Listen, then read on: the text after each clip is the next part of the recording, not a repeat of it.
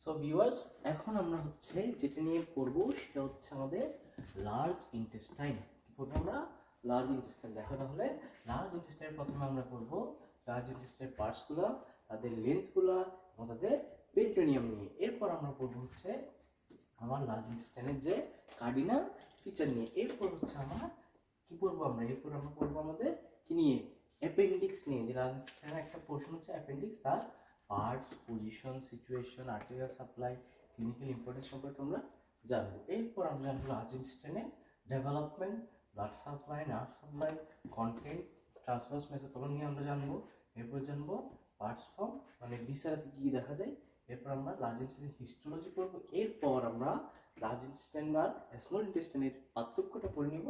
এরপর আমরা লার্জ ইন্টেস্টাইনের যে ক্লিনিক্যালি যা যা ইম্পর্টেন্ট আমরা এগুলো সম্পর্কে জানবো। তাহলে প্রথমে আসে হচ্ছে লার্জ ইন্টেস্টাইনের আমার পার্টস কি কি আছে। লার্জ ইন্টেস্টাইনের হচ্ছে প্রথমে যেটা আমাদের এতে থাকে এটা হচ্ছে কি বলতো? সিকাম, যার দৈর্ঘ্য হচ্ছে 6 সেন্টিমিটার। এরপর হচ্ছে অ্যাসেন্ডিং কোলন, এটার দৈর্ঘ্য হচ্ছে কত?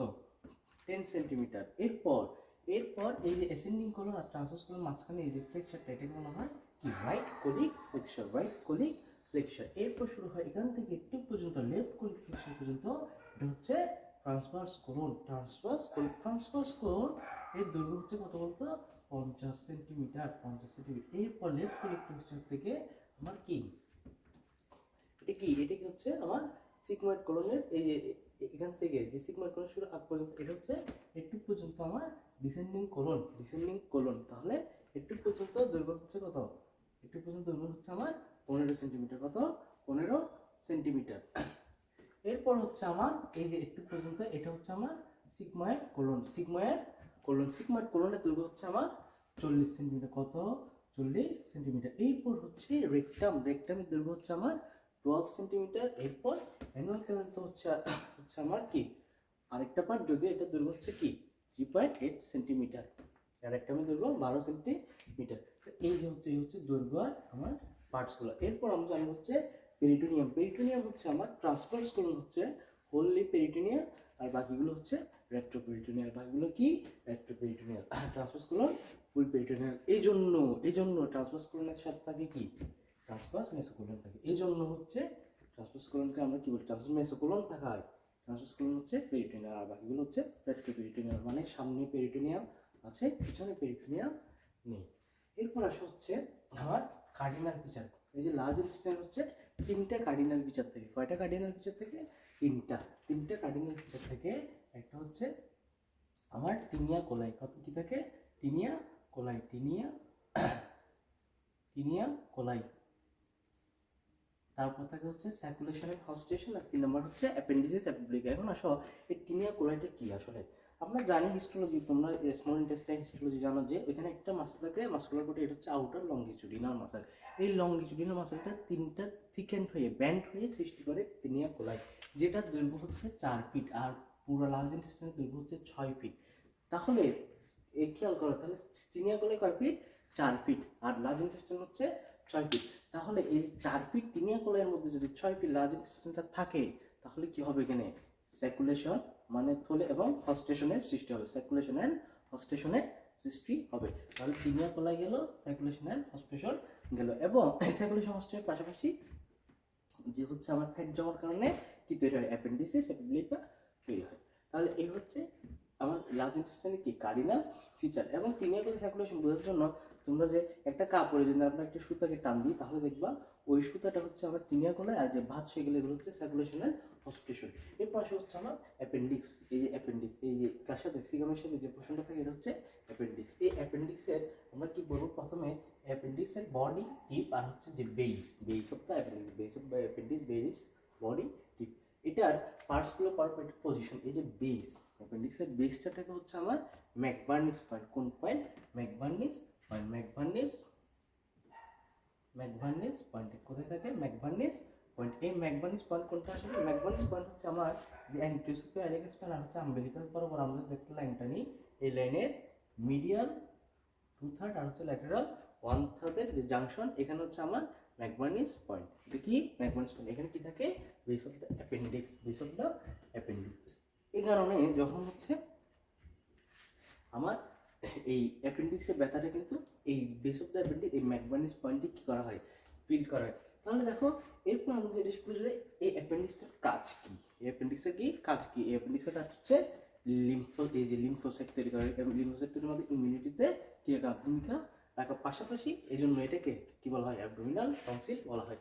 এরপর যদি আমরা এটার পজিশন এই পজিশন যদি জানতে চাই, কী জানতে চাই, পজিশন, তাহলে দেখবে এটা বিভিন্ন পজিশনে থাকে, বিভিন্ন পজিশনে থাকে। এটা যদি সিকাম হয় তাহলে এগুলো হচ্ছে আমার কি অ্যাপেন্ডিক্সের পজিশন।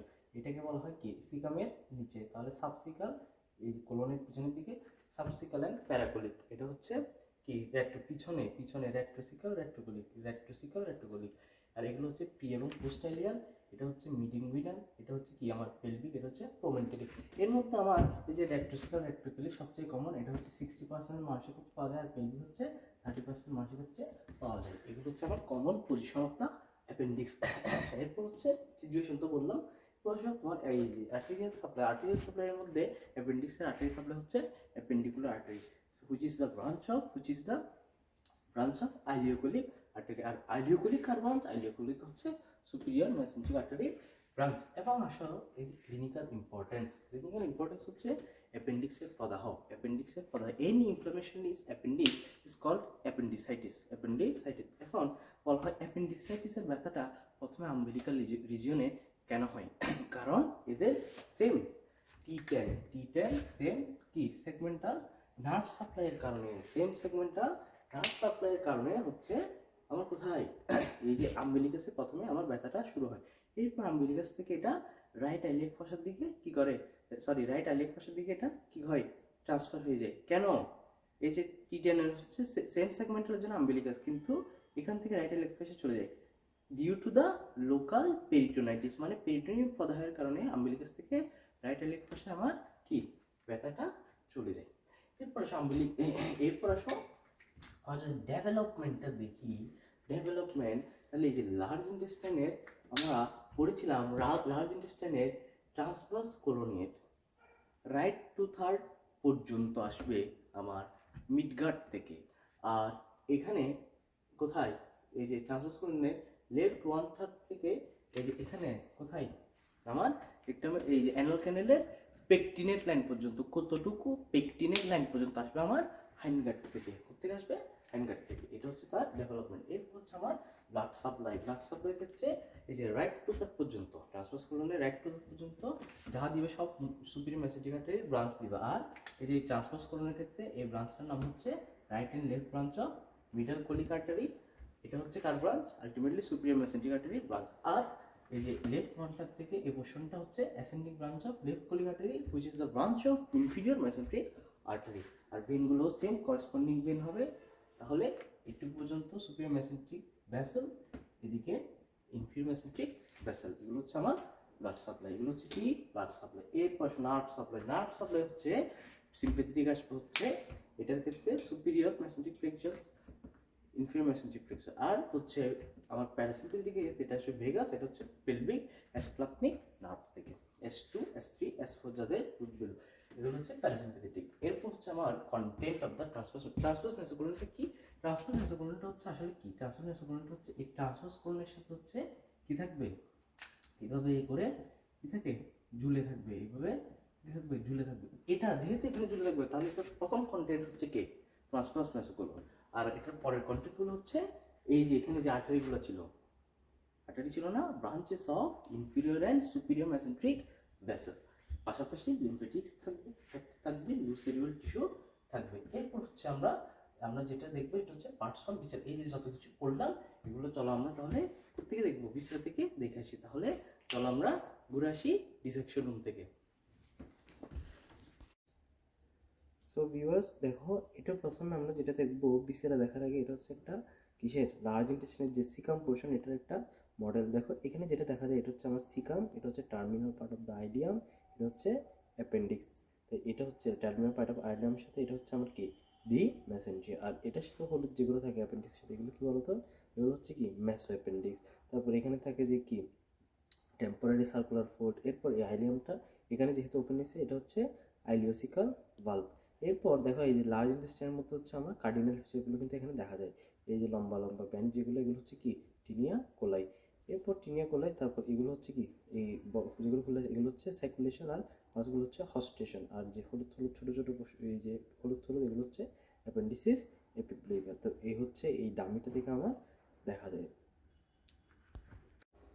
সো ভিউয়ার্স, এটা হচ্ছে কি, এটা হচ্ছে লার্জ ইন্টেস্টাইনের ভিসেরা। তাহলে দেখো আমরা লার্জ ইন্টেস্টাইনের ভিসেরা থেকে কি দেখি, তাহলে আমরা লার্জ ইন্টেস্টাইনের ভিসেরাকে যখন এভাবে ধরবো তখন এখানে দেখবো এটা হচ্ছে সিকাম, সিকামের সাথে এটা হচ্ছে কি, এটা হচ্ছে অ্যাপেন্ডিক্স, অ্যাপেন্ডিক্স উইথ সিকাম। এরপর এই যে সিকামের পরে এই যে অংশটা আছে এটা হচ্ছে কি, ascending colon, ascending colon. Ascending কোলনের পরে দেখো আমি একটা জায়গায় হাত দিয়েছি, এটা হচ্ছে আন্দাজ করে এই দুই জায়গায় হচ্ছে হাত দিতে হবে। এটাকে বলা হয় রাইট কোলিক ফ্লেক্সার, আর মাঝখানে এই যেটা এটা হচ্ছে কি ট্রান্সভার্স কোলন, এটা হচ্ছে ট্রান্সভার্স কোলন, আর এটা হচ্ছে লেফট কোলিক ফ্লেক্সার। আর এর সাথে এটা যে নিচে নামানো এটা হচ্ছে কি, এটা হচ্ছে ডিসেন্ডিং কোলন, আর এটা হচ্ছে সিগময়েড কোলন। এই পার্টসগুলো লার্জ ইন্টেস্টাইনের এই পার্টসগুলো হচ্ছে আমার এই ভিসেরাতে আছে। সাথে এই দেখো খেয়াল করো তোমরা, এই যে এটা হচ্ছে কি ট্রান্সভার্স কোলন, এই ট্রান্সভার্স কোলনের সাথে একটা অংশ যে ঝুলে আছে এটা কি, এটা হচ্ছে ট্রান্সভার্স কি, ট্রান্সভার্স মেসোকোলন। তাহলে এটা ধরার সময় আমরা কিভাবে করবো, আবার বলতেছি যে লেফট কোলিক ফ্লেক্সার আর হচ্ছে right colic flexure, left colic flexure আর এই যে caecum, caecum with appendix, caecum with appendix আমরা রাইট আর লেফট পাশে রাখবো। এরপর লেফট কোলিক ফ্লেক্সারে আন্দাজ করে লেফট কোলিক ফ্লেক্সার আর রাইট কোলিক ফ্লেক্সার নির্ণয় করে হাত দুইটা দিব। এরপর হচ্ছে এই যে ট্রান্সভার্স কোলনকে হালকা ভাঁজ করতে হবে। এরপর এই যে সিকাম আর হচ্ছে অ্যাপেন্ডিক্সকে ঠিক রাইট আর লেফট পাশে বরাবর রেখে এবং রাইট কোলিক ফ্লেক্সারকে হালকা নিচে রেখে, হালকা নিচে বলতে ট্রান্সপাইলোরিক লাইনের 2.5 সেন্টিমিটার নিচে হচ্ছে রাইট কোলিক ফ্লেক্সার, আর 2.5 সেন্টিমিটার উপরে হচ্ছে লেফট কোলিক ফ্লেক্সার। এভাবে হচ্ছে আমার এই অ্যাপেন্ডিক্সকে লার্জ ইন্টেস্টাইনকে কি করতে হবে, ধরতে হবে। এরপর বলতে হবে this is the viscera of কি লার্জ ইন্টেস্টাইন উইথ ট্রান্সভার্স মেসোকোলন। এরপর হচ্ছে দেখো এখানে হচ্ছে যে লার্জ ইন্টেস্টাইনের যে তিনটা কার্ডিনাল ফিচার আমরা এগুলো এখান থেকে দেখব। তাহলে প্রথমে আসবে আমাদের হচ্ছে কি, প্রথম হচ্ছে আমাদের টিনিয়া কোলাই। টিনিয়া কোলাই হচ্ছে কি বলতো, লংগিটিউডিনাল মাসলের একটা ব্যান্ড, লংগিটিউডিনাল মাসলের হচ্ছে একটা ব্যান্ড। টিনিয়া কোলাইটা দেখো এখানে হচ্ছে এক লাইনে, আমি বলছিলাম যে ব্যাকসাইডে বলছিলাম একটা কাপড় থেকে যদি সুতো একটা টান দাও তাহলে দেখবা কিছু সাইকুলেশন তৈরি হবে এবং মাঝখানে একটা সোজা লাইন তৈরি হয়। এটা হচ্ছে সেই সোজা লাইনটা, এটা হচ্ছে সেই সোজা লাইনটা যেটাকে আমরা বলবো টিনিয়া কোলাই। এটা হচ্ছে আউটার লংগিটিউডিনাল মাসলের ব্যান্ডের জন্য তৈরি হয়। লার্জ ইন্টেস্টাইন হচ্ছে 6 ফিট, আর এটা হচ্ছে পুরোটা কত ফিট, এটা হচ্ছে 4 ফিট। এবং এটার ফলে তৈরি হয় কি, এই যে সাইকুলেশন, এগুলো হচ্ছে এই যে ফুল আছে এগুলো সাইকুলেশন, মাঝখানে পাঁচটা হচ্ছে হস্টেশন, হস্টেশন সাইকুলেশন, হস্টেশন সাইকুলেশন। এবং আরেকটা কার্ডিনাল ফিচার কি আছে বলতো, একটা হচ্ছে অ্যাপেন্ডিসিস এপিপ্লেইকা। এই যে পাতার মতো ছোট ছোট এগুলো হচ্ছে অ্যাপেন্ডিসিস এপিপ্লেইকা।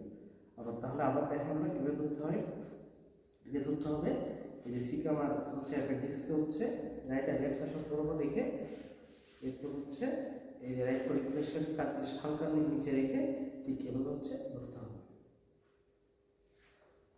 তাহলে আমাদের এরপর টপিক কি, হিস্টোলজি। হিস্টোলজি যদি আমরা লার্জ ইন্টেস্টাইনের হিস্টোলজিটা দেখি তাহলে তোমরা এখানে দেখবে প্রথমে আমার হচ্ছে 4টা কোড থাকে তো আমরা জানি তাই না, সেরোসা, সেরোসা বা হচ্ছে কি সেরোসা বা অ্যাডভেন্টিসিয়া, এরপর হচ্ছে মাসকুলার কোড, তারপর হচ্ছে সাবমিউকোসা, এরপর হচ্ছে মিউকোসা, তাই না। এখন যদি হচ্ছে সেরোসা বা অ্যাডভেন্টিসিয়ার ক্ষেত্রে আমরা চিন্তা করি, আমার এই যে লার্জ ইন্টেস্টাইনের যে পোর্শনগুলোতে হচ্ছে পেরিটোনিয়াম থাকবে এখানে থাকবে সেরোসা, আর যে পোর্শনগুলোতে পেরিটোনিয়াম নেই এখানে থাকবে অ্যাডভেন্টিসিয়া। তাহলে খেয়াল করো ট্রান্সভার্স কোলনের সম্পূর্ণটা এই পেরিটোনিয়াম আছে সেরোসা, আর বাকি অংশের সামনেরটা সেরোসা, পিছনেরটা অ্যাডভেন্টিসিয়া। তাহলে আমরা যদি ট্রান্সভার্স কোলনের ক্রস সেকশন করি তাহলে আমরা পাবো সেরোসা, দিয়ে দিলাম সিম্পল স্কোমাস এপিথেলিয়াম। এরপর আমরা হচ্ছে কি আউটার লংগিটিউডিনাল থাকবে, এবং আউটার লংগিটিউডিনাল ক্ষেত্রে এখানে একটা কথা আছে, এখানে আউটার লংগিটিউডিনাল কি আকারে থাকবে, 3টা ব্যান্ড আকারে থাকবে। এখানে দেখানো হয় 3টা ব্যান্ড আকারে থাকবে। তাদেরকে কি বলা হয় বলতো, যাদেরকে বলা হয় টিনিয়া কোলাই। এবং এই তিনটার আবার সুন্দর সুন্দর নাম আছে তাই না, টিনিয়া লিভেরা, টিনিয়া মেসোকোলিকা, টিনিয়া ওমেন্টালিস।